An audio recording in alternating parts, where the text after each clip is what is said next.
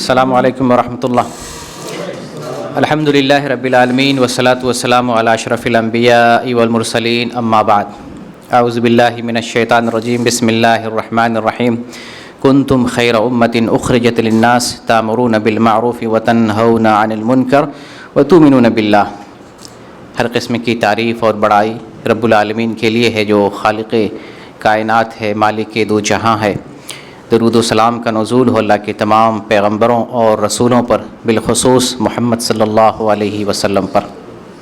عزیز دوستوں اور ماں اور بہنوں، آج کا جو موضوع ہے وہ ہے منکر پر تنبیہ. منکر کسے کہتے ہیں؟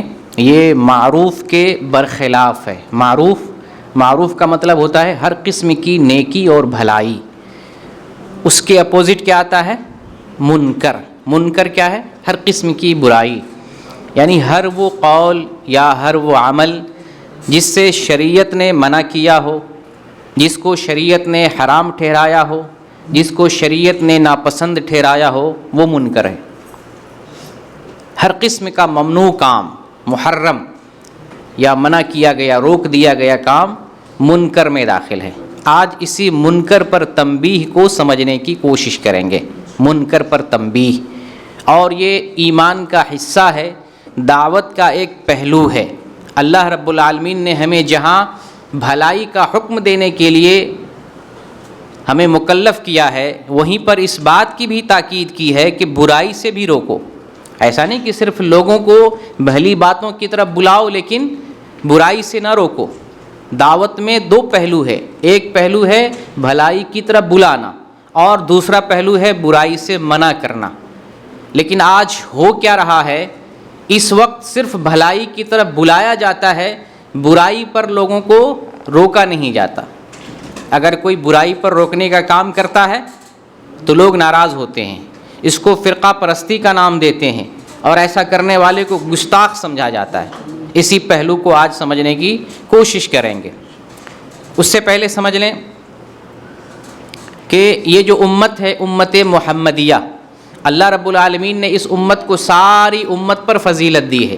ایک وقت تھا جب اللہ تعالیٰ نے بنی اسرائیل کو پوری دنیا پر فضیلت دی تھی، لیکن جب اس قوم نے اللہ کی نافرمانی کی، برائی سے نہیں بچنے لگے، یا جو لوگ برائی کر رہے تھے ان کو برائی سے نہیں روک رہے تھے، تو اللہ تعالیٰ نے ان پر عذاب بھیجا.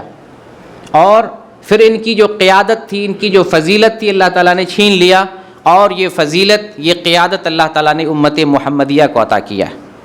تو امت محمدیہ بڑی فضیلت والی امت ہے. ابھی میں نے جو ایک آیت پڑھی ہے، آل عمران کی آیت نمبر 110 ہے. اس آیت میں اللہ تعالیٰ اس امت کی فضیلت کا ذکر کر رہا ہے، نمایاں فضیلت. کنتم خیر امہ، تم سب سے بہترین امت ہو. خیر امہ، اللہ تعالیٰ نے اس امت کو بہترین امت میں سے بنایا ہے، یعنی بہتر امت بنایا. جتنی امتیں گزری ہیں ان تمام امتوں میں یہ امت سب سے بہترین امت ہے. بہترین امت کس وجہ سے ہے؟ اخرجت للناس تأمرون بالمعروف وتنہون عن المنکر. اس امت کی بھلائی اور بہتری کا سبب اللہ تعالیٰ نے بیان کیا، اس لیے کہ یہ امت نکالی گئی ہے تاکہ لوگوں کو بھلائی کی طرف دعوت دے اور برائی سے روکے.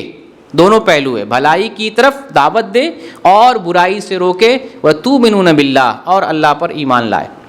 اللہ پر ایمان لانے کے بعد لوگوں کو کیا کرے؟ بھلائی کی طرف دعوت دے، برائی سے روکے.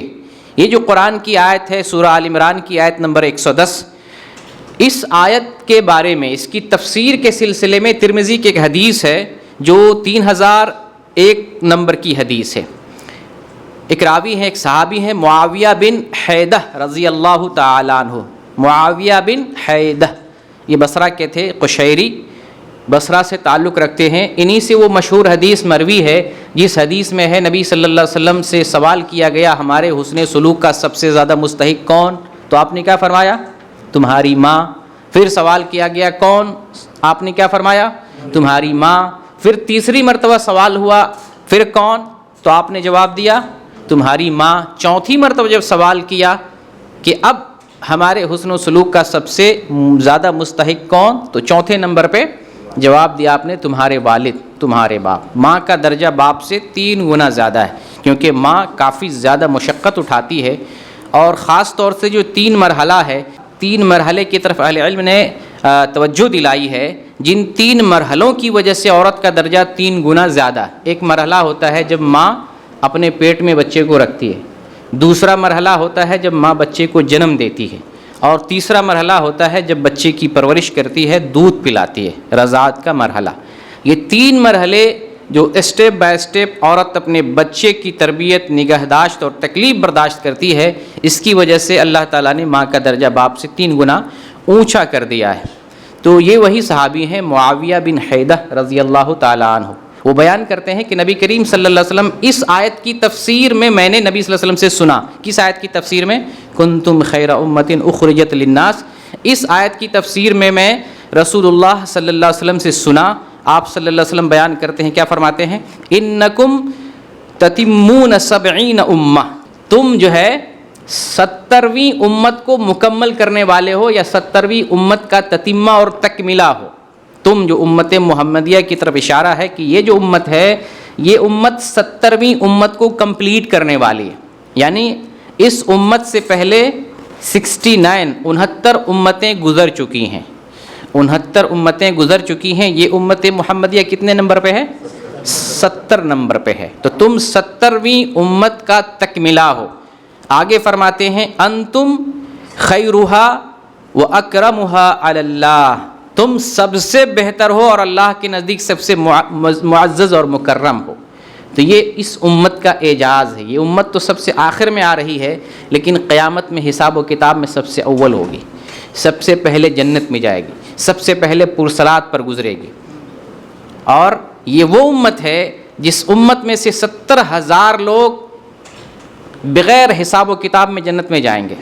یہ امت سب سے زیادہ تعداد میں جو ہے جنت میں ہوگی، تقریباً یعنی حدیثوں کی روشنی میں یا تو 1/3 1/3 یا نصف، یعنی آدھے جنتی امت محمدیہ میں سے اور آدھی پوری امت میں سے، جو 69 امتیں گزر چکی ہیں۔ اور یہ 69 یا 70 امتوں سے مراد بڑی بڑی امتیں ہیں، وہ امتیں کہ ایک امت کی طرف اللہ نے کئی رسولوں کو بھیجا، اور جو امت لمبی مدت تک دنیا میں رہے، وہ امت مراد ہے۔ چھوٹی چھوٹی قومیں نہیں، بڑی بڑی قومیں یہاں مراد ہے۔ تو یہ امت بڑی عظیم امت ہے۔ اسی امت کے بارے میں قرآن کی اس آیت میں ذکر کیا گیا، کنتم خیر امہ، تم بہترین امت ہو، اخرجت للناس، تم اپنے لیے نہیں، لوگوں کے لیے نکالے گئے ہو۔ اس ہمارے سینے میں، ہمارے دل میں لوگوں کا درد نہ ہو تو ہم انسان کیا ہیں؟ لوگوں کو فائدہ نہ پہنچا سکیں تو ہم انسان کیا ہیں؟ لوگوں کو برائی سے منع نہ کر سکیں تو ہمارے آنے کا، اس دنیا میں آنے کا کوئی فائدہ نہیں۔ تو ہم بہترین امت اس لیے ہیں، اخرجت للناس، دوسروں کی بھلائی کے لیے، دوسروں کے فائدے کے لیے ہم بھیجے گئے، نکالے گئے ہیں۔ تامرون بالمعروف، ہمارا کام ہے بھلائی کی طرف دعوت دینا، وتنہون عن المنکر، اور برائی سے روکنا، یہ ہمارا فریضہ ہے۔ اگر اس فریضے کو چھوڑ دیتے ہیں تو خیر امت نہیں رہیں گے، اس فریضے کو چھوڑ دیتے ہیں تو خیر امت میں سے نہیں رہیں گے۔ یہ جو امت ہے، امت محمدیہ، اس کی 2 قسمیں ہیں۔ ایک قسم ہے امت دعوت، اور دوسری قسم ہے امت اجابت۔ امت دعوت اور امت اجابت، وہ امت، وہ لوگ جنہوں نے نبی صلی اللہ علیہ وسلم کی دعوت کو قبول کر لیا، اجابت، اور وہ ہم لوگ ہیں، مسلمان لوگ ہیں، یہ امت اجابت ہے۔ اور ایک ہے امت دعوت، یعنی وہ امت، وہ لوگ جنہوں نے محمد رسول اللہ صلی اللہ علیہ وسلم کی دعوت کو ابھی تک قبول نہیں کیا ہے، وہ امت دعوت ہے۔ اور ہم لوگ کیا ہیں؟ امت اجابت۔ اس امت اجابت میں ہم داخل ہو گئے ہیں تو ہماری ڈیوٹی اور منصب اللہ تعالیٰ نے مقرر کیا ہے، اور وہ ڈیوٹی یہ ہے کہ ہم لوگوں کو بھلائی کی طرف دعوت دیں اور برائی سے روکیں، منع کریں۔ اس سے بالبداہت ہمیں یہ معلوم ہو رہا ہے کہ خود ہم بھلائی کے کام کرنے والے ہوں اور برائی سے رکنے والے ہوں۔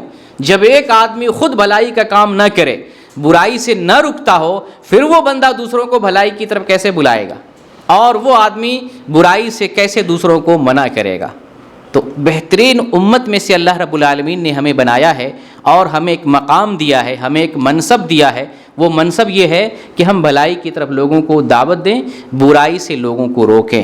آج ہم اس پہلو کو سمجھیں گے کہ جب ہم لوگوں کو منکر پر تنبیہ کرتے ہیں تو گستاخی کا لیول لگتا ہے، ہمیں تانا دیا جاتا ہے کہ یہ امت کے اندر، لوگوں کے اندر انتشار پھیلاتا ہے، یہ لوگوں کے اندر تفرقہ پھیلاتا ہے، جبکہ حقیقت یہ ہے کہ یہ دعوت کا حصہ ہے، یہ ہماری ڈیوٹی ہے، ہمارا منصب ہے۔ اللہ رب العالمین نے پیغمبروں کو بھی اس منصب کے لیے اس منصب کو دے کر بھیجا، جہاں پیغمبر محمد صلی اللہ علیہ وسلم اور تمام انبیاء اللہ رب العالمین کی طرف سے دی گئی بشارتوں کو سناتے تھے، وہیں پر پیغمبر کیا کرتے تھے؟ ڈراتے تھے بھی تھے، اللہ کے عذاب سے، اس کی پکڑ سے، جہنم سے، اللہ کے غیظ و غضب سے پیغمبر ڈرایا کرتے تھے۔ محمد رسول اللہ صلی اللہ علیہ وسلم بشیر اور نذیر دونوں بن کر آئے، بشیر یعنی بشارت دینے والے، نذیر یعنی ڈرانے والے، تو دونوں پہلو لے کر آئے، دونوں کام ایک ساتھ کر رہے تھے۔ لیکن آج امت میں سے اکثر لوگ صرف بھلائی کی دعوت دیتے ہیں، اور بھلائی میں بھی وہ جو میٹھی میٹھی ہو، ہلکی پھلکی سنت، جس کو آسانی سے جس پر چل سکیں، اور جس سنت پر چلنے میں دقت اور پریشانی ہے اس کی طرف دعوت کم دی جاتی، یعنی وہاں پر بھی خیانت کی جا رہی ہے، معروف کے معاملے میں بھی، اور جہاں تک منکر کا پہلو ہے تو اس کو دبایا جا رہا ہے، منکر پر کوئی تنبیہ نہیں کی جاتی۔ لوگوں کا ایک نظریہ بن گیا ہے، جو جہاں لگا ہوا ہے، جو کچھ کر رہا ہے کرنے دو، روکنے ٹوکنے کی ضرورت نہیں ہے، کلمہ پڑھنے والا ہے نا، نماز پڑھنے والا ہے نا، ٹھیک ہے وہ جو کچھ کر رہا ہے کرنے دو۔ ہم دیکھتے ہیں یہی وجہ ہے کہ آج امت میں ایسے ایسے افراد پیدا ہو رہے ہیں جو نیا نیا دین گڑھ کے پیش کر رہا ہے۔ کیسے خاموشی اختیار کی جائے گی؟ جو دین نہیں ہے اسے دین سمجھا جا رہا ہے۔ جیسے ایک جاوید احمد غامدی کو لے لیں، ایک نام، بڑا نام ہے، اور ایک بڑا طبقہ انہیں فالو کر رہا ہے، اور وہ بندہ ایک نیا دین پیش کر رہا ہے، کتاب اللہ اور سنت رسول کا دین نہیں پیش کر رہا ہے، وہ اپنی عقل سے، اپنے لاجک سے اور اپنے فہم سے ایک نیا دین بنا رہا ہے۔ یہ دین اچھا لگ رہا ہے بہت سارے لوگوں کو، لیکن یہ وہ لوگ ہیں جو لبرل قسم کے ہیں، یہ وہ لوگ ہیں جو جدید خیالات کے ہیں، جو روشن طبیعت کے مالک ہیں۔ ان لوگوں کو جاوید احمد غامدی کی بات اچھی لگ رہی ہے، کیوں؟ مسجد میں نماز پڑھنے کی ضرورت نہیں ہے، سود حلال ہے، موسیقی حلال ہے، جاؤ کلب کھولو، کلب میں جاؤ، ناچ گانا کرو، کوئی فرق نہیں پڑتا، عورتوں کے لیے پردے کی کوئی ضرورت نہیں ہے، سفر کرنے کے لیے عورتوں کو محرم کی ضرورت نہیں ہے۔ ایک نئی تھیوری، داڑھی رکھیں کوئی فرق نہیں پڑتا، آپ دیکھیں نا شکل سے لگتا ہے کہ یہ عالم ہوگا۔ دین کی جو تعبیر کر رہا ہے، آپ ان کی شکل سے اعتبار سے آپ پہچان سکتے ہیں یہ کس مرحلے کا اور کس پیمانے کا آدمی ہوگا۔ دین کی ایسی تعبیر کر رہا ہے۔ اس کے ہاں جو دین کا بیس ہے وہ قرآن اور سنت، دیکھیں نام کیسا دیا، قرآن اور سنت۔ سنت وہ نہیں جو حدیث، سنت اور حدیث دونوں ایک چیز ہے، لیکن غامدی جیسا اتنا چالاک آدمی ہے، سنت کا مفہوم ان کی نظر میں لوگوں کا عمل، جو لوگ کر رہے ہیں وہ عمل ہے۔ جیسے مثال وہ دیتے ہیں کہ کسی کو نماز دیکھنا ہو تو حدیث کی کتاب نہیں دیکھنی ہے، کیا دیکھنا ہے؟ اپنے محلے کی مسجد میں بچے کو بھیج دو، محلے میں جیسے نماز پڑھی جا رہی ہے بچہ ویسے ہی نماز پڑھے۔ ہمارے یہاں کے محلے کی جو مسجدیں ہیں وہاں تو اپنی اپنی مسجدوں کو لوگوں نے تقسیم کر رکھا ہے، ہم وہاں جا کر عبادت کیا دیکھیں گے؟ کتنے ساری مسجدوں میں دوسروں کو جانا منع ہے، یہاں نو انٹری فلاں کے لیے، نو انٹری فلاں کے لیے، مسجدوں کو لوگوں نے تقسیم کر لیا ہے، اور یہ بندہ بھیج رہا ہے کہ دیکھو مسجد میں جو کچھ ہو رہا ہے اس طرح سے کر لو، اسی طرح سے نماز پڑھ لو۔ جبکہ عبادت کا معاملہ کیا ہے؟ سر کا جو بال ہے یا ذرہ ریت ہے اس کے برابر بھی اپنی عقل سے عمل نہیں کر سکتے، شریعت سے دلیل ہونی چاہیے۔ یہ پورا کا پورا دین کیا بتا رہا ہے یہ غامدی صاحب؟ لوگوں کو دیکھو لوگ کیا کر رہے ہیں، وہ دین ہے۔ اس لیے ان کا یہ کہنا، یہ جو معروف اور منکر کی بھی جو بات ہو رہی ہے، وہ یہ کہہ رہے ہیں معروف اور منکر دین سے نہیں طے کیا جائے گا، شریعت سے۔ معروف اور منکر لوگوں کی طبیعت طے کرے گی، اچھی چیز کیا ہماری طبیعت طے کرے گی، بری چیز کیا ہماری طبیعت طے کرے گی۔ بتائیے دین کا جنازہ نکل جائے گا، کسی کو شراب پینا اچھا لگتا ہے، اس کی طبیعت کیا کہے گی؟ شراب اچھا ہے، شراب بہتر ہے. کسی کو زناکاری اچھی لگ رہی ہے, زناکاری کو اچھا ہی سمجھے گا. جس کو جو اچھا لگ رہا ہے. دنیا کی لوگوں کی طبیعتیں مختلف ہیں, اور اللہ تعالیٰ نے اس طبیعت کے اندر خواہش کو رکھا ہے, اور خواہش لوگوں کو شیطانی کام پر, برائی پر خواہش ابھارتی ہے. تو ان کا دین الگ ہے, اور نام کیا رکھا ہے؟ سنت. جیسے ہے نا, سود کو حلال کرنے کے لیے یہ سود کا نیا نیا نام دیا جاتا ہے, bonus, profit, service charge, retirement. بہت ساری جگہوں پر سود کا خوشنما نام رکھا جاتا ہے, انٹرسٹ نہیں, لوگوں کو دھوکہ دینے کے لیے. اسی طریقے سے غامدی صاحب نے, سنت سے مراد ان کے یہاں حدیث نہیں ہے, سنت سے ان کے یہاں مراد لوگ جو کچھ کر رہے ہیں, پریکٹیکل جو کچھ ہو رہا ہے لوگوں میں. تو ہر قسم کے لوگ ہیں. نمازی کا معاملہ لے لیں, ایک بستی میں اگر 4-5 مسجدیں ہیں, 4-5 مسلکوں کی, سب کی نماز الگ الگ ہے, سب صحیح ہے, سب ٹھیک ہے. اور دیکھیں, ایسے آدمی کو مرزا انجینئر اپنا استاد کہتا ہے, اور یہاں تک کہتا ہے کہ دنیا میں اس سے بڑھ کر کوئی پڑھا لکھا نہیں, اس سے بہتر بڑا عالم دین نہیں. آج لوگ انجینئر مرزا کو بڑی تعداد میں فالو کر رہے ہیں, اہل حدیث نوجوان طبقہ بھی فالو کر رہا ہے. حیرت اور افسوس کی بات ہے, جو ایک نیا دین گڑھ رہا ہے, یہ بندہ اس کو اپنا استاد مانتا, دنیا کا سب سے بڑا عالم دین سمجھ رہا ہے. اور لوگ سمجھتے ہیں انجینئر مرزا یعنی اصل اسلام پیش کر رہا ہے. آپ یہ بتائیے کیسے اس پر خاموش رہا جائے گا؟ یہی تو خاموشی سے فائدہ اٹھایا گیا, منکر پر تنبیہ نہیں کی گئی. جو دین کی دعوت دینے کے حقدار نہیں تھے, دین کے داعی اور مبلغ نہیں تھے, وہ دعوت کا کام کر رہے ہیں. کیوں ان کو یہ جو ہے, ان کے لیے یہ نوبت آئی, ان کو یہ ماحول کیوں میسر آیا؟ اس لیے کہ منکر پر نکیر کرنا آج اس کو برائی سمجھی جا رہی ہے. یعنی اگر آپ برائی سے کسی کو روکتے ہیں تو آپ مجرم ہیں, آپ کو مجرم گردانا جائے گا. حقیقت یہ ہے کہ برائی پر روکنا, یہ اسلام نے یہ فریضہ ہمیں دیا ہے, یہ ذمہ داری سونپی ہے, اور یہ ذمہ داری بھی واجبی درجے میں سونپی ہے. ایسا نہیں کہ کوئی منکر برائی کر رہا ہے اور آنکھ بند کر کے چلتے رہیں. اللہ کے نبی نے واجبی طور پر ہمیں حکم دیا ہے کہ اس منکر پر تنبیہ کرو. آئیے اس سلسلے میں حدیث دیکھتے ہیں اور اس حدیث سے سمجھنے کی کوشش کرتے ہیں. صحیح مسلم کی حدیث ہے 177 نمبر کی. نبی کریم صلی اللہ علیہ وسلم ارشاد فرماتے ہیں, من رأى منکم منکرا فلیغیرہ بیدی. تم میں سے جو آدمی منکر دیکھے, برائی دیکھے, آپ نے حکم دیا فلیغیرہ بیدی, تم اپنے ہاتھ سے اس برائی کو مٹاؤ. فلیغیر, یہ امر کا آرڈر ہے. یہ آرڈر کس کو کہتے ہیں؟ امر کا صیغہ استعمال کیا ہے تو آرڈر کا مطلب ہوتا ہے کرو. ہم آپ سے پوچھیں, جیسے یوسف صاحب آپ سے پوچھیں ایک گلاس پانی لاؤ, آپ کیا کریں گے؟ سوچیں گے؟ نہیں سوچیں گے نا. میں آرڈر دے رہا ہوں, حکم دے رہا ہوں, آپ کیا کریں گے؟ فوراً آپ اٹھ کر کے پانی لا کر دیں گے. اسی طرح سے یہ آرڈر ہے, فلیغیرہ بیدی, اپنے ہاتھ سے مٹاؤ. فإن لم یستطع فبلسانہ, اگر ہاتھ سے جرم کو, منکر کو, برائی کو مٹانے کی طاقت نہیں ہے تو زبان سے نصیحت کرے, بات سے. دور ہے تو رسالے کے ذریعے, خط و کتابت کے ذریعے, تحریر کے ذریعے منع کرے. فإن لم یستطع فبقلبہ وذلک اضعف الایمان, اور اگر زبان سے بھی برائی کو مٹانے کی طاقت نہ ہو تو دل میں برا جانے, اور یہ ایمان کا نچلا حصہ ہے, ایمان کا سب سے کمزور درجہ ہے. کیا ہم کمزور مومن بنیں گے؟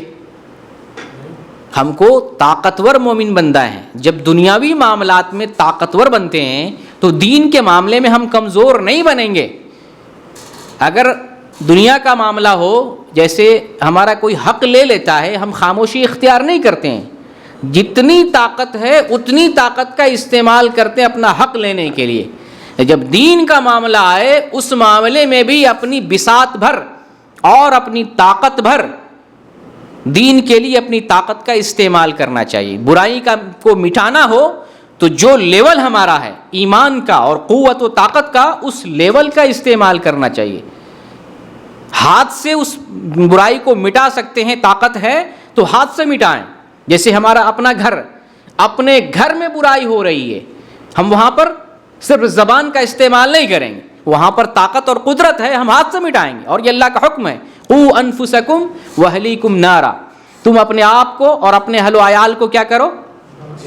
جہنم کی آگ سے بچاؤ. یہاں بھی آرڈر دیا جا رہا ہے. یہ ہمارے قدرت اور اختیار میں، ہم ذمہ دار ہیں، ہمارے اختیار میں ہیں، ہم طاقت اور بل قوت کا استعمال کر کے گھر والوں کو برائی سے روکیں گے۔ وہ مرد، وہ آدمی جس کے گھر کی عورتیں بے حیائی کرے اور مرد خاموش رہے، ایسے مرد کو کیا کہا گیا ہے؟ کیا کہا گیا ہے؟ ہر آدمی کو معلوم ہونا چاہیے، یہ منصب اور ذمہ داری ہے۔ جس گھر کی عورتیں بے حیائی کرے، مرد کو معلوم ہے کہ گھر کی عورتیں بے حیائی کر رہی ہیں، بے پردگی کا اظہار کر رہی ہیں، برائی کا ارتکاب کر رہی ہیں، اور اگر گھر کا مرد خاموش رہے، وہ آدمی دیوس ہے۔ دیوس کا مطلب ہوتا ہے بے غیرت، یعنی وہ اپنے اہل و عیال پر غیرت چھوڑ دے، اپنے اہل پر، اپنے عیال پر، اپنی بیوی اور گھر کی خواتین پر غیرت ترک کر دے، اسے دیوس کہا جاتا ہے۔ اور آخرت میں ایسے لوگوں کے لیے وعید ہے، اللہ تعالیٰ نظر رحمت سے ایسے آدمی کی طرف نہیں دیکھے گا۔ تو قوت اور طاقت کا جو لیول ہمارے پاس ہے اس کا استعمال کریں گے۔ یہاں پر منکر کو مٹانے کے لیے رسول اللہ صلی اللہ علیہ وسلم نے 3 مرحلے ہمیں بتائے۔ پہلا مرحلہ ہے کہ جب ہم کوئی منکر دیکھیں، برائی دیکھیں، پہلے درجے میں ہاتھ سے اسے مٹانے کی کوشش کریں گے۔ دوسرے درجے میں ہاتھ سے مٹانے کی طاقت نہیں ہے تو ہم زبان کا استعمال کریں گے، اور اگر یہ 2 مرحلہ بھی ہمارے پاس نہیں ہے تو دل میں اسے برا جانیں گے۔ اچھا، یہاں پر اہل علم نے ایک باریک نقطہ لکھا ہے کہ دل میں برا جاننے کا مطلب یہ نہیں ہے کہ ہم بالکل خاموش رہیں گے، بلکہ ہمارے پاس عزم، ارادہ اور حوصلہ یہ ہو کہ اللہ تعالیٰ جب ہمیں طاقت دے گا اس برائی کو ہم ختم کریں گے۔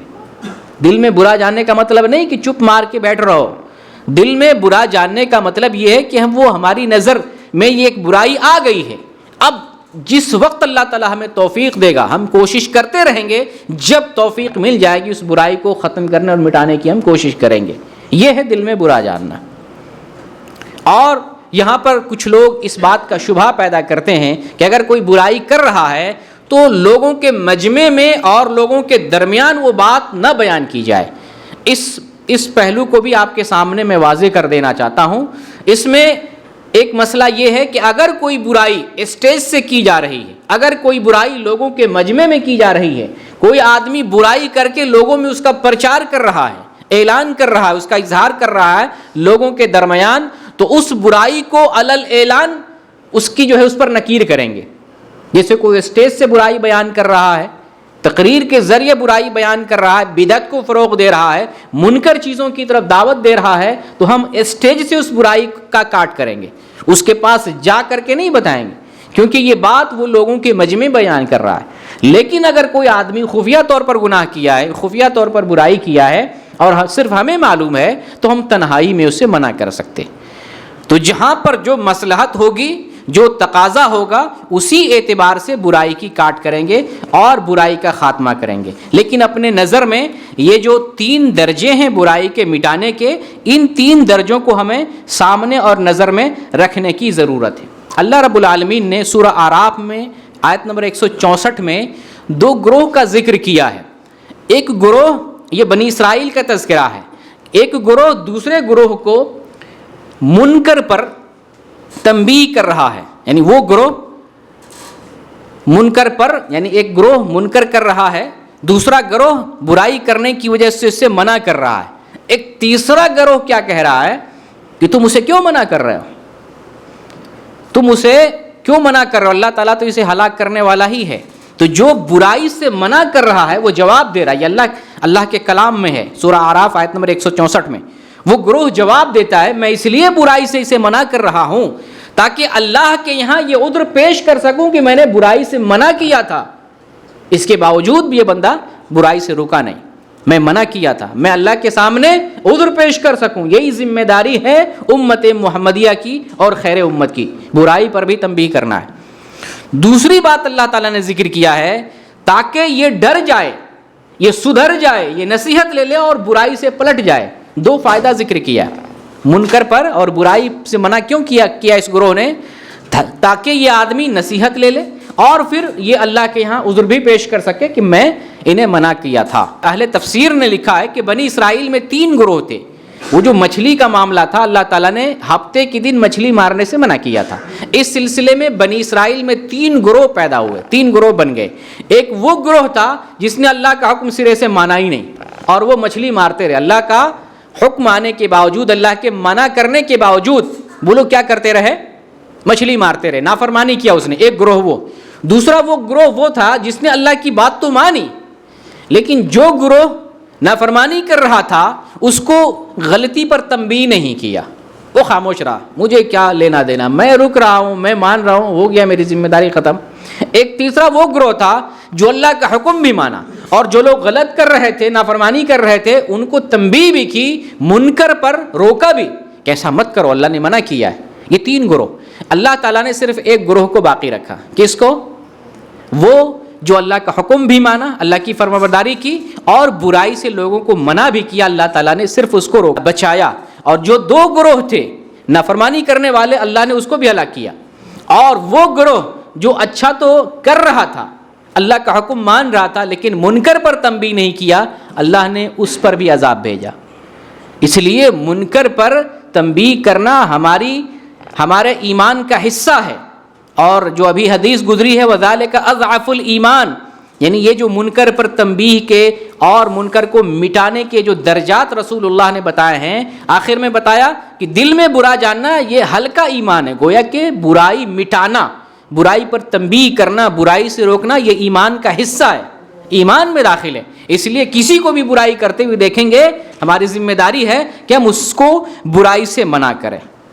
اچھا، یہاں پر دیکھیں رسول کریم صلی اللہ علیہ وسلم نے ایک پیاری سی مثال دی، آپ نے منکر کو مٹانے کا حکم بھی دیا، درجات بیان فرمائے، اور لوگوں کو سمجھانے کے لیے بڑی پیاری مثال دی ہے۔ صحیح بخاری کی حدیث ہے 2493 نمبر کی، یہ حدیث ہے، نبی کریم صلی اللہ علیہ وسلم بیان کرتے ہیں کہ اللہ کی حدود پر قائم رہنے والے اور اللہ کی حدود میں گھس جانے والے، یعنی وہ لوگ جو اللہ کی حدود کو قائم کرتے ہیں، یعنی اللہ کے حکم پر عمل کرتے ہیں، اور وہ لوگ جو اللہ کی حدود میں گھس جاتے ہیں، یعنی اللہ کی حدود کی مخالفت کرتے ہیں، ان لوگوں کی مثال آپ صلی اللہ علیہ وسلم دی ہے۔ ان کی مثال ایسے ہے جیسے ایک کشتی میں لوگوں کے درمیان قرآن اندازی کی گئی، ایک کشتی میں، اور قرآن اندازی کے ذریعہ کچھ لوگوں کا نصیب اوپر والے حصے میں آیا، کچھ لوگوں کا نصیب نیچے والے حصے میں آیا، یعنی کشتی میں 2 حصے، اوپر والا حصہ، نیچے والا حصہ۔ قرآن اندازی کے ذریعے کچھ لوگوں کا نام اوپر کے لیے آیا، اوپر یہ لوگ رہیں گے، کچھ لوگوں کا نام نیچے والے حصے میں آیا، یہ لوگ نیچے رہیں گے۔ نچلے والے حصے کو جب پانی کی ضرورت تھی، پانی لینے کے لیے اوپر والے کے پاس جا رہے ہیں۔ اچھا، وہ یہ سوچ رہے ہیں کہ ہم لوگوں کے پاس آ رہے، اوپر والے کے پاس آ رہے، ان کو تکلیف ہوتی ان کے پاس گزرنے میں، تو ایسا کرتے ہیں، نیچے تو ہم لوگ رہتے ہی ہیں، کشتی میں نیچے سے سوراخ کر دیتے ہیں، سوراخ کر کے نیچے سے پانی لے لیتے ہیں۔ تو رسول اللہ صلی اللہ علیہ وسلم بیان کرتے ہیں کہ یہ جو ارادہ بنایا نچلے والوں نے کہ نیچے ہی سے سوراخ کر کے پانی لے لو تاکہ اوپر والے تک نہ پہنچے اور ان کو تکلیف نہ ہو، اگر اوپر والا ان لوگوں کو اپنے ارادے پر چھوڑ دے تو سارے لوگ ہلاک ہوں گے۔ جو کام ایسا کرے گا وہ بھی ہلاک ہوگا، جو کشتی میں موجود ہیں، جنہوں نے گناہ نہیں کیے، غلطی نہیں کی، وہ لوگ بھی ڈوبیں گے، مریں گے۔ اور اگر یہ اوپر والے نچلے والوں کا ہاتھ پکڑ لیں تو یہ اپنے آپ کو بھی بچا لیں اور نچلے والوں کو بھی بچا لیں، دوسروں کو بھی بچا لیں۔ تو ایک پیاری سی مثال دی رسول اللہ صلی اللہ علیہ وسلم نے۔ گناہ کی مثال ایسے ہی ہے کہ اگر کوئی آدمی برائی کر رہا ہے، اس کا ہاتھ پکڑ لیتے ہیں، وہ بھی بچتا ہے، دوسرے لوگ بھی بچتے ہیں۔ تو یہ حدیث بتا رہی ہے کہ برائی سے روکنا یہ جو ایک طرح سے نجات کی کشتی ہے، برائی سے ہمیں روکنا چاہیے، اس سے ہم بھی بچ جاتے ہیں اور وہ آدمی بھی بچ جاتا۔ آج جو سماج میں برائی پر نکیر نہیں کی جاتی ہے، برائی پر لوگوں کو منع نہیں کیا جاتا ہے، اسی کا خمیازہ ہے کہ دوسرے کو دیکھ کے تیسرا کر رہا ہے، تیسرے کو دیکھ کے چوتھا کر رہا ہے، اور ایک مجرم دوسرے مجرم سے حوصلہ پا رہا ہے، اور اس طریقے سے برائی دنیا میں اور سماج اور معاشرے میں پھیل رہی ہے۔ پہلی دفعہ جب برائی پر گرفت کر لی جائے، وہ برائی وہیں دفن ہو جاتی ہے، پنپنے نہیں پاتی ہے، کسی کو اس کی بھنک نہیں لگتی ہے، کسی کو معلوم نہیں ہوتا ہے۔ قاتل کے بارے میں آیا نا کہ آدم علیہ السلام کے بیٹے قابیل نے حابیل کو قتل کیا، ایک قتل دنیا میں ہوا، ایک راستہ لوگوں کو پتہ چلا، معلوم ہوا، اب دنیا میں اس راستے کو دیکھ کر لوگ اس پر چل رہے ہیں۔ اس لیے حدیث میں آیا کہ دنیا میں جو لوگ بھی قتل کر رہے ہیں، اس گناہ کا حصہ اس کو بھی جا رہا ہے جس نے سب سے پہلے اس کام کو ایجاد کیا تھا۔ اگر وہ رک جاتا، اس برائی کو فروغ نہیں دیتا، تو پھر جو ہے شاید لوگوں کو یہ طریقہ معلوم نہیں ہوتا۔ اس طرح سے بہت ساری برائیاں ہیں، ایک آدمی اس پر چل کے دکھاتا ہے، دوسرا اس پہ چلنے لگتا ہے، پھر وہ راستہ ہموار ہو جاتا ہے، پورا سماج اس میں ملوث ہو جاتا ہے۔ تو برائی کو مٹانا یہ ایمان کا حصہ ہے، ہماری ذمہ داری ہے، اور ہم اس برائی سے لوگوں کو منع کریں گے۔ اگر ہم برائی سے لوگوں کو منع نہیں کرتے ہیں، برائی پر لوگوں کو تنبیہ نہیں کرتے ہیں، تو اللہ رب العالمین کی پکڑ ہو سکتی ہے، اللہ رب العالمین کی طرف سے مواخذہ ہو سکتا ہے۔ جیسا کہ ترمذی کی حدیث ہے 2169 نمبر کی، حذیفہ بن یمان رضی اللہ تعالیٰ عنہ بیان کرتے ہیں کہ نبی کریم صلی اللہ علیہ وسلم نے ارشاد فرمایا، اس ذات کی قسم جس کے قبضے میں میری جان ہے، تم معروف کی دعوت دیتے رہو اور برائی سے لوگوں کو روکتے رہو، اور اگر تم نے ایسا نہیں کیا تو قریب ہے کہ اللہ رب العالمین تم پر عذاب بھیج دے، پھر تم دعائیں کرتے رہو کہ اللہ رب العالمین تمہاری دعا کو قبول نہیں کرے گا۔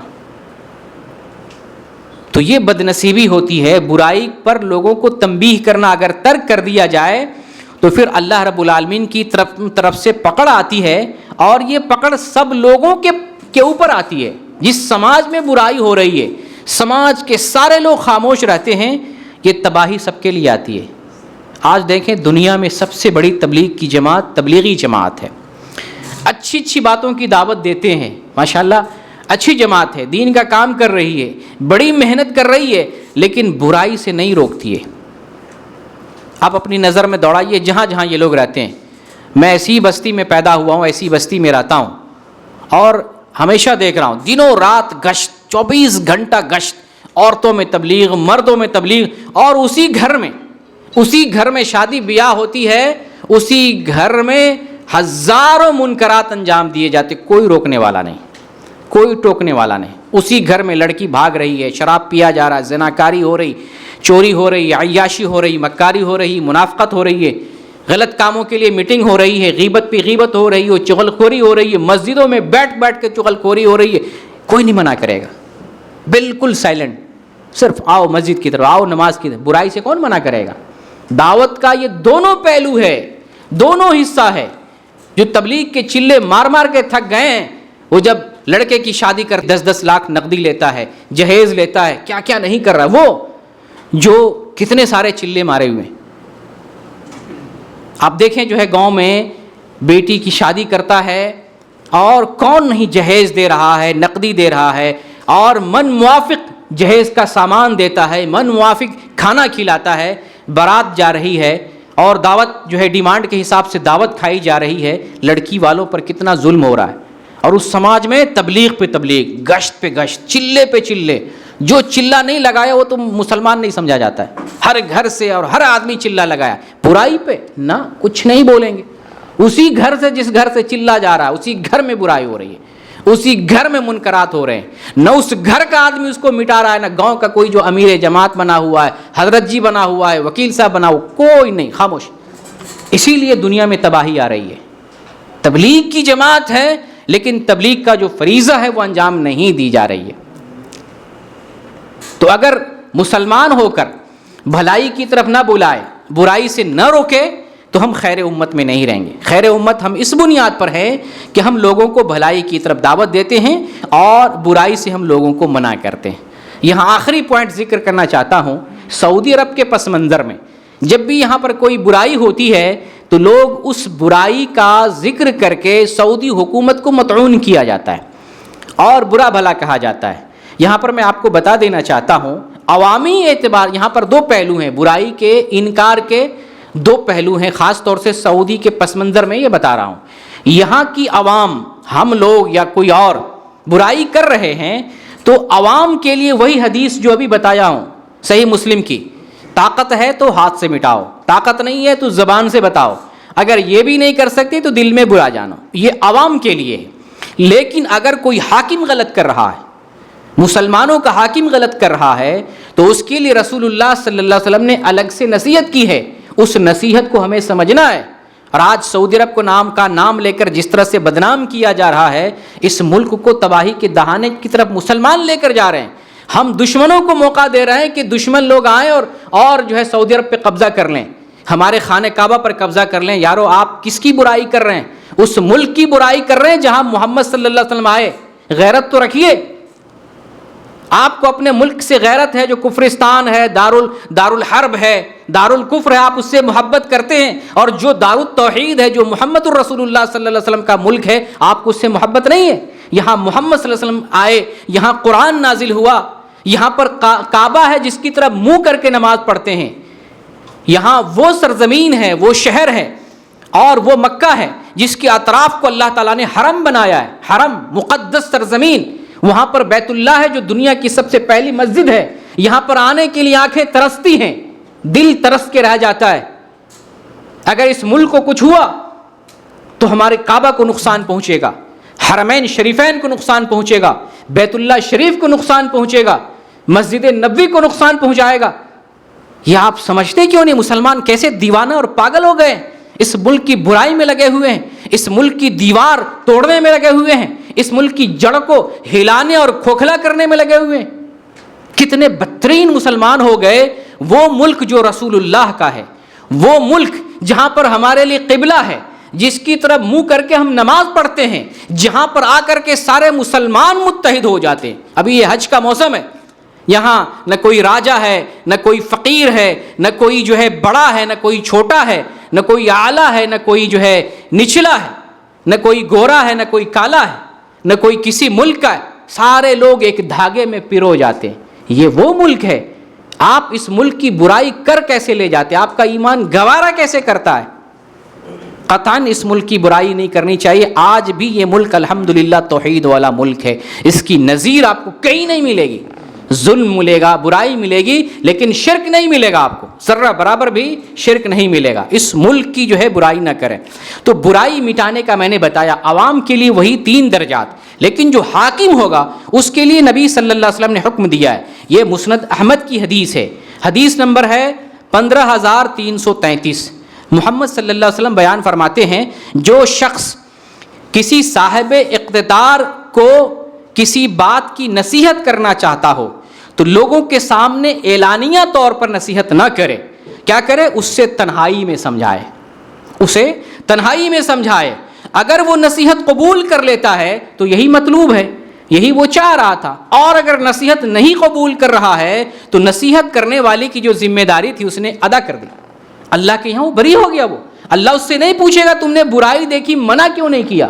لیکن اگر حاکم ہے، حاکم مسلمان ہے، اس کو لوگوں کے مجمع میں نہیں سمجھایا جائے گا فلاں حاکم اتنا بدترین ہے، یہ کام کر رہا ہے، وہ کام کر رہا ہے، نہیں، اس کو تنہائی میں سمجھایا جائے گا۔ جو اس کی عوام ہے وہ سمجھائے، اور اگر ہم اس کی عوام نہیں ہے تو ہم کیا کریں گے؟ دل میں منکر کو، برائی کو برا جانیں گے، اور ہو سکے اور بلکہ کرنا چاہیے، دل میں ہم اللہ رب العالمین سے دعا کریں، اپنی دعاؤں میں یاد کریں گے، اللہ اس مسلمان حاکم کو ہدایت دے، صحیح راستے پر آنے کی توفیق دے۔ لیکن اسٹیج سے، مجمع سے، محفل سے، لوگوں کے درمیان اور ڈنکے کی چوٹ پر مائک اور موبائل اور ویڈیو کے ذریعہ مسلم حاکم کی برائی بیان نہیں کریں گے، اس سے فتنہ انتشار پھیلتا ہے۔ اسی لیے محمد صلی اللہ علیہ وسلم نے بیان فرمایا انہیں اکیلے میں نصیحت کرو۔ ایک اور حدیث آپ کو بتاتا ہوں، یہ حدیث ہے بخاری کے اندر، ایک حدیث ہے، اسامہ بن زید کا نام آپ نے سنا ہوگا۔ اسامہ بن زید یہ محمد صلی اللہ علیہ وسلم کے آزاد کردہ غلام بھی ہیں، آپ صلی اللہ علیہ وسلم کے منہ بلے بیٹے بھی ہیں، اور آپ کے والد کا نام زید بن حارثہ ہے، آپ کی والدہ ام ایمن، انہوں نے کیا کیا ہے؟ محمد صلی اللہ علیہ وسلم کو دودھ پلایا ہے۔ گویا کہ ان کی والدہ نبی کے لیے کون ہو گئے؟ رضائی ماں ہو گئی۔ یہ اسامہ بن زید جن سے محمد صلی اللہ علیہ وسلم بے پناہ محبت کیا کرتے تھے، یہ وہی اسامہ ہے جب قریش کی ایک جو ہے خاتون فاطمہ نے چوری کر لیا اور ہاتھ کاٹنے کی نوبت آئی تو لوگوں نے، قریش والوں نے اسامہ کو سفارشی بنایا کہ چلو ان کو کہتے ہیں کہ محمد صلی اللہ علیہ وسلم سے جا کے کہیں ان کی جو ہے سزا کو معاف کروا دے۔ جب اسامہ بن زید محمد صلی اللہ علیہ وسلم کے پاس سفارش لے کر گئے تو آپ کیا کہتے ہیں کہ تم اللہ کی حد میں سفارش کرنے آئے ہو؟ سنو، اللہ کی قسم اگر میری بیٹی فاطمہ بنت محمد بھی چوری کرے میں اس کا بھی ہاتھ کاٹوں گا۔ یہ اسامہ بن زید ہے۔ یہ اسامہ بن زید کو، بخاری کی حدیث ہے 3267 نمبر کی، کسی نے کہا کہ آپ عثمان رضی اللہ تعالیٰ عنہ کو جا کر کہیں، آپ ان سے گفتگو کریں کہ یہ تدبیر کریں، لوگوں میں جو فساد پھیل رہا ہے اس کو دبانے کے لیے کوشش کریں، عثمان سے جا کے بات کریں۔ تو یہ کیا کہتے ہیں کہ تم لوگ کیا چاہتے ہو، میں تمہارے سامنے عثمان سے بات کروں؟ ایسا نہیں کرنے والا، میں اکیلے میں جا کر تنبیہ کروں گا، اکیلے میں نصیحت کروں گا، کیونکہ اگر لوگوں کے سامنے بات کروں اس سے فتنے کا دروازہ کھلنے کا اندیشہ ہے، اور میں کبھی بھی فتنے کا دروازہ پہلے نمبر پر کھولنے والا نہیں ہوں۔ یہ بخاری کی حدیث ہے۔ کہاں گئے وہ لوگ جو مسلم حاکم کی جو ہے برائی بیان کرتے ہیں؟ حاکم کے معاملہ عوام کی طرح نہیں ہے۔ اگر آپ کا حاکم نہیں ہے، دل میں برا جانے، آپ ان کی ہدایت کے لیے دعا کریں، لیکن اگر آپ کا حاکم ہے، بلا شبہ جا کر تنہائی میں اگر منع کر سکتے ہیں تو منع کریں۔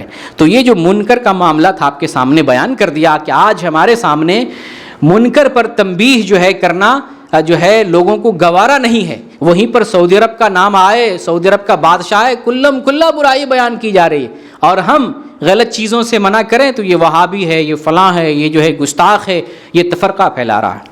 حقیقت یہ ہے کہ منکر پر روکنا بھی ایمان کا حصہ ہے، اور دعوت کا ایک پہلو ہے، جہاں معروف کی دعوت دی جائے گی وہاں پر برائی کو بھی مٹانا ہمارا فریضہ ہے۔ اس چیز کو ہمیں محسوس کرنا ہے، اور جو آدمی جس درجے پر ہے اس طرح کی ذمہ داری، ایک عالم ہے اس کی اپنے دائرے میں ذمہ داری ہے، اس کا جتنا بڑا دائرہ ہوگا وہاں تک دعوت کا کام کرے گا، بھلائی کا کام کرے گا، برائی سے لوگوں کو روکے گا۔ ایک عام آدمی ہے، اس کا دائرہ جہاں تک ہے وہاں تک لوگوں کو، ان کے پاس جو دین کی سچائی ہے، یقین کے ساتھ جو علم ہے، اس علم کو لوگوں تک پہنچائے گا۔ برائی دیکھ رہا ہے تو آپ سب کی، ہماری بھی، سب کی بھی ذمہ داری ہے کہ برائی کو مٹائے گا۔ اللہ رب العالمین سے دعا ہے بار الہ ہمیں دین کو سمجھنے کی توفیق دے، جو لوگ دین سے بھٹکے ہوئے ہیں انہیں دین کی طرف آنے کی توفیق عطا فرما۔